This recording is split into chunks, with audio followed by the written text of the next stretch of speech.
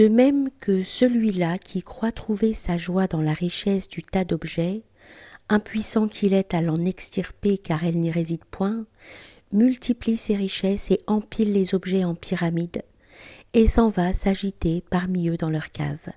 pareil à ces sauvages qui te démontent les matériaux du tambour,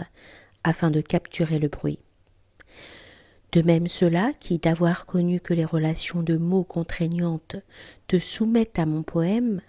que les structures contraignantes te soumettent à la sculpture de mon sculpteur, que les relations contraignantes entre les notes de la guitare te soumettent à l'émotion du guitariste, croyant que le pouvoir réside dans les mots du poème, les matériaux de la sculpture, les notes de la guitare,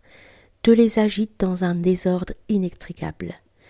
et de n'y point retrouver ce pouvoir, puisqu'il n'y réside point. Exagèrent, pour se faire entendre, leur tintamarre, charriant au plus en toi l'émotion que tu tireras d'une pile de vaisselle qui se brise, laquelle d'abord est de qualité discutable, laquelle ensuite est de discutable pouvoir, et serait autrement efficace, te régissant, te gouvernant, te provoquant autrement mieux si tu la tirais de la pesanteur de mon gendarme, quand il t'écrase l'orteil. Et si je désire te gouverner en te disant « soleil d'octobre » ou « sabre de neige », faut bien que je construise un piège qui emprisonne une capture, laquelle n'est point de son essence. Mais si je désire t'émouvoir par les objets mêmes du piège, faute d'oser te dire mélancolie, crépuscule, bien-aimé, mots de poèmes achetés tout faits dans le bazar, lesquels te font vomir, je n'en jouerai pas moins sur la faible action du mimétisme, laquelle te fait moins jubilant si je te dis cadavre que corbeille de rosée, bien que ni l'un ni l'autre ne te régisse en profondeur. Et je sortirai de l'habituel pour te décrire des supplices dans leur dernier raffinement. Et faute d'ailleurs d'en tirer l'émotion qui n'y réside point, car est faible le pouvoir des mots qui te versent à peine une salive acide lorsque je fais jouer la mécanique du souvenir, tu commences de t'agiter frénétiquement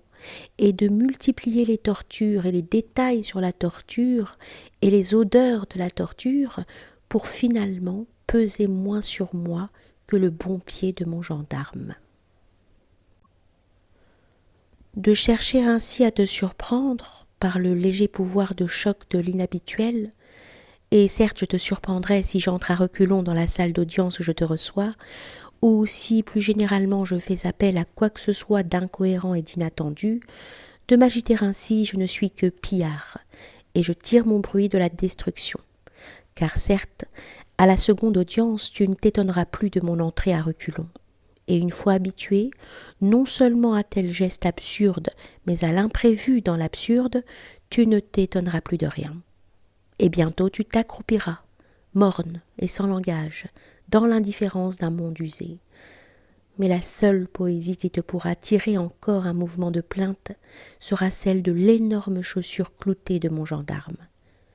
Car il n'est point de réfractaire, il n'est point d'individu seul, il n'est point d'homme qui se retranche véritablement. Plus naïfs sont ceux-là que les fabricants de mirlitonneries qui te mélangent sous prétexte de poésie l'amour, le clair de lune, l'automne, les soupirs et la brise. Je suis ombre, dit ton ombre, et je méprise la lumière,